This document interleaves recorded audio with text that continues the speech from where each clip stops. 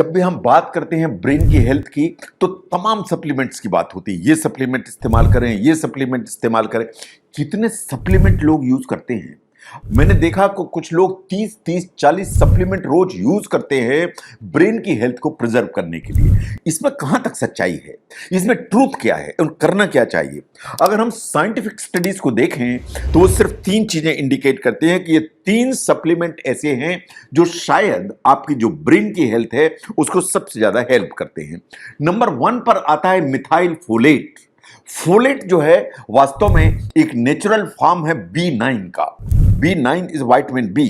अगर हम national institute of health या NIH उसको ध्यान से देखें, उन्होंने कहा कि ये आपकी जो बॉडी है उसमें जो DNA क्रिएट होता है उसमें मिथाइल फोलेट आपको हेल्प करता है।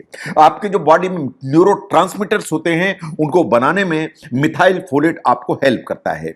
जो सिंथेटिक फोलिक एसिड सप्लीमेंट्स होते हैं ये हमारी बॉडी के लिए डिफिकल्ट होते हैं to transform into the natural form, तो ये थोड़ी सी प्रॉब्लम करते हैं। तो इसलिए जो मिथाइल फोलेट है वो आपको हेल्प करता है ना। जो मिथाइल फोलेट है वो सिर्फ एक तरह का फोलेट है जो आपके ब्लड ब्रेन कैरियर को क्रॉस करने की ताकत रखता है। तो जो ब्लड ब्रेन बैरियर है उसको हर चीज क्रॉस नहीं कर सकती, लेकिन मिथाइल फोलेट उसको क्रॉस करता है। इसलिए आपके जो ब्रेन में जो हार्मोन्स या न्यूरोट्रांसमीटर्स होते हैं लाइक डोपामिन, लाइक सेरोटोनिन, इनको रेगुलेट करने की ताकत रखता है। एक बहुत स्टडीज पब्लिश हुई थी, इन्होंने कहा कि जो ट्रीटमेंट रेजिस्टेंट डिप्रेशन है, यानी वो लोग जिन्हें डिप्रेशन है उनको ट्रीटमेंट मिलता है फिर भी रिस्पॉन्स नहीं आता है, वो एक्चुअली एक जेनेटिक म्यूटेशन के चलते होता है जिसे कहते हैं MTHFR म्यूटेशन।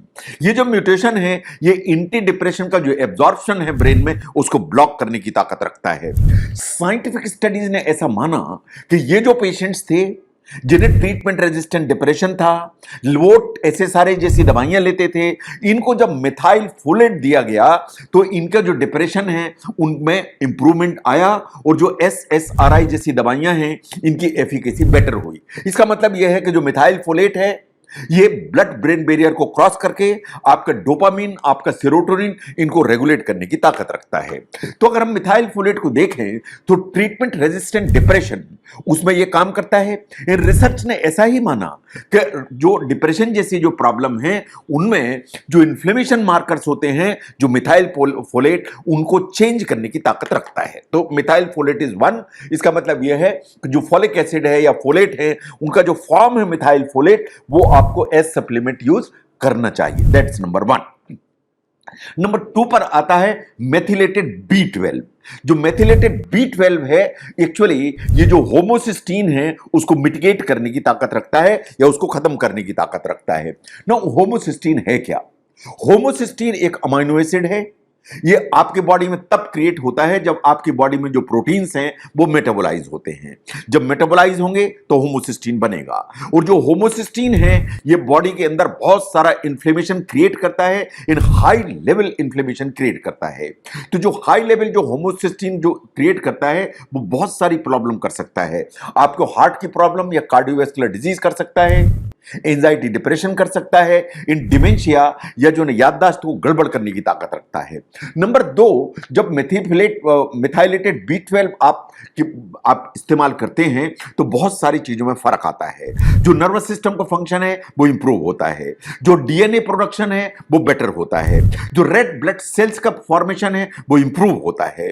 तो जो मिथाइलेटेड B12 है वो बेटर रिटेन होता है देन नॉन मिथाइलेटेड B12। इसका मतलब यह है कि आपको विटामिन B12 लेना है तो मिथाइलेटेड जो B12 है वो हमेशा बेटर है। ये बात बिल्कुल सही है कि आपको होमोसिस्टीन आपकी बॉडी में है उसको एग्रेसिवली मैनेज करने की जरूरत है। जो B12 है या जो मेथिलेटेड B12 है उसको लिबरली यूज करिए तो होमोसिस्टीन का लेवल नीचे की तरफ रहेगा। साइंटिफिक स्टडीज ऐसा कहती हैं कि आपको एट ऑल लेवल्स होमोसिस्टीन का जो लेवल है वो लगभग 9 के नीचे रखने की जरूरत है। 13-14 नहीं, 9 के नीचे रखने की जरूरत है, जिसके लिए जो मिथाइलेटेड B12 है वो आपको काफी हेल्प करता है। तो अगर हम सप्लीमेंट की बात करें तो नंबर 1 पर आता है मिथाइल फोलेट और नंबर 2 पर आता है मेथिलेटेड B12। नंबर 3 पर आता है विटामिन B6। जो विटामिन B6 है वो पायरिडॉक्सिन के नाम से भी जाना जाता है। जो पायरिडॉक्सिन है आपका जो नर्वस सिस्टम है उसको बूस्ट करने की ताकत रखती है। जो आपके जो न्यूरोट्रांसमीटर्स होते हैं सेरोटोनिन एंड गाबा, ये बिल्कुल बात सही है कि इनको मेटाबोलाइज करने में ये हेल्प करता है। जो सेरोटोनिन नाम का न्यूरोट्रांसमीटर है ये फील गुड जो है ना हार्मोन की कैटेगरी में आता है और ये आपको फील गुड फीलिंग देके चलता है। जो गाबा है एक न्यूरोट्रांसमीटर है जो आपके बहुत सारे नर्व्स के बीच में जो इंपल्सेस हैं उनको ब्लॉक करने की ताकत रखता है। अगर B6 की डेफिशिएंसी आपकी बॉडी में होगी तो आपको इरिटेबिलिटी होगी, आपको छोटी छोटी चीजों पे एंजाइटी होगी, आपको कुछ मेमोरी की प्रॉब्लम्स डेवलप होंगी। बहुत सारी नेचुरल चीजों में विटामिन B6 होता है। जैसा आप केला खाते हैं उसमें होता है, पालक खाते हैं उसमें होता है, एवोकाडो है उसमें होता है, और कुछ फैटी फिश लाइक सैल्मन उनमें गुड अमाउंट होती है विटामिन B6 की। एक स्टडी पब्लिश हुई थी इन 2022, उसमें यह कहा गया कि वो पार्टिसिपेंट्स जिनने B12 का सप्लीमेंटेशन लिया उनमें डिप्रेशन एंड एंजाइटी का जो इंसिडेंस है बहुत कम पाया गया। तो अगर हम ध्यान से देखें कि बहुत सारे सप्लीमेंट की बात होती है ब्रेन की हेल्थ को ऑप्टिमाइज करने के लिए, ये खाइए, ये खाइए, ये सप्लीमेंट लीजिए, लेकिन स्टडीज ऐसा मानती हैं कि सिर्फ 3 सप्लीमेंट ऐसे हैं जो आपको ब्रेन की हेल्थ के लिए ऑप्टिमाइज करने की ताकत रखते हैं। Number 1 is the methyl folate, number 2 is the methyl B12 and number 3 is pyridoxine या B6। ये 3 चीजें ऐसी हैं जिनके इस्तेमाल से आपके ब्रेन की हेल्थ ऑप्टिमाइज होती है, आपको दिमाग रहती है। तो ब्रेन की हेल्थ को ऑप्टिमाइज करने के लिए क्या सप्लीमेंट साइंटिफिकली आपको लेने चाहिए उसको समझने में इस वीडियो ने हेल्प की, तो जरूर शेयर करें। मैं doctor VK Mishra from Guest Liver Hospital, Swaroop Nagar, Kanpur. Thank you very much.